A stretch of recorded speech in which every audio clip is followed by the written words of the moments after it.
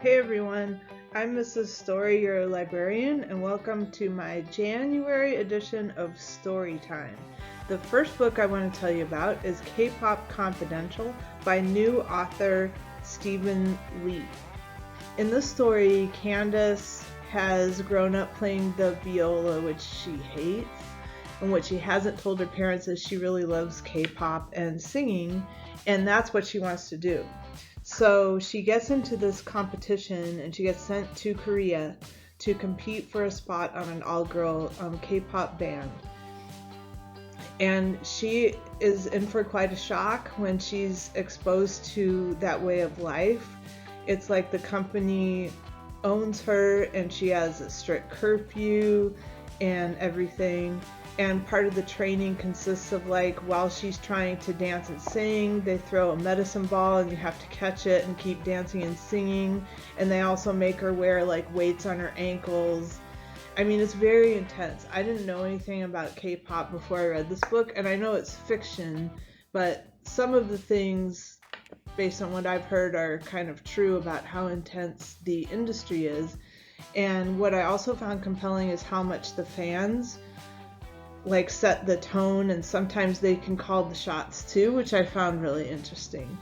So I really enjoyed this book. If you are into K-pop or know someone who is, you gotta check it out. K-Pop Confidential. Highly recommend.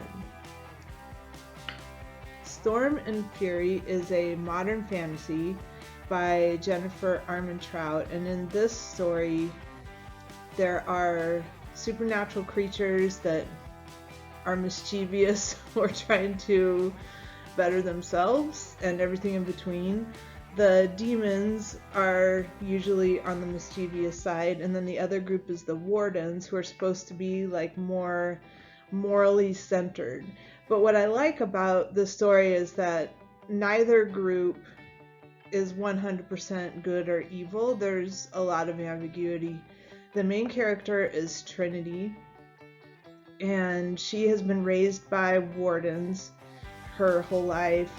And when her guardian goes missing, she has to try and find him.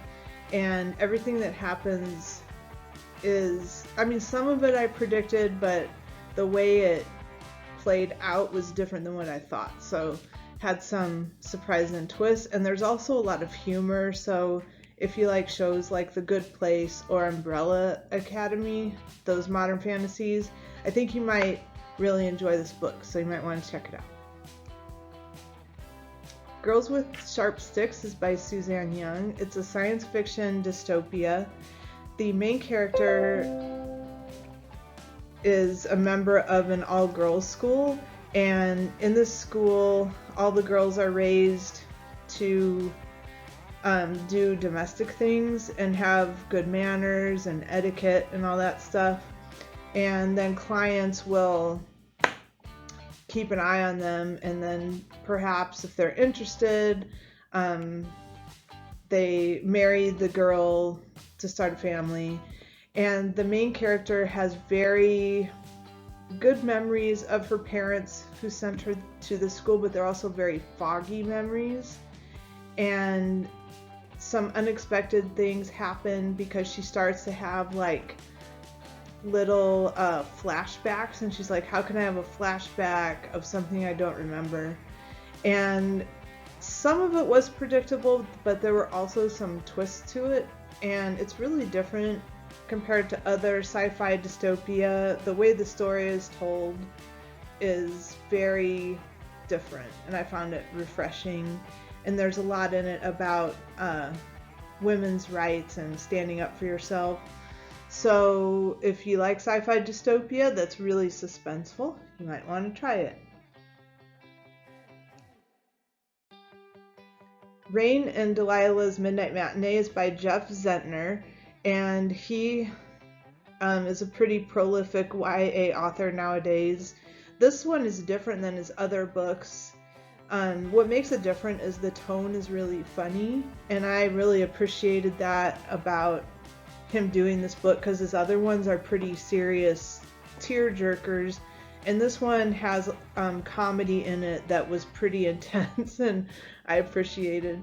The premise is that there's a lot of people in the world who are not masters at what they do. Maybe they're even mediocre or even poor quality. But there are people who like to see that because they don't want to be the best. They just want to be themselves and call it good. So I found that really refreshing. These two best friends in high school get together once a week for a show on public access where they commentate really, really bad horror movies, like B movies. And two of the movies that they commentate are Children Shouldn't Play with Dead Things, and the other one is Werewolf in a Girl's Dormitory.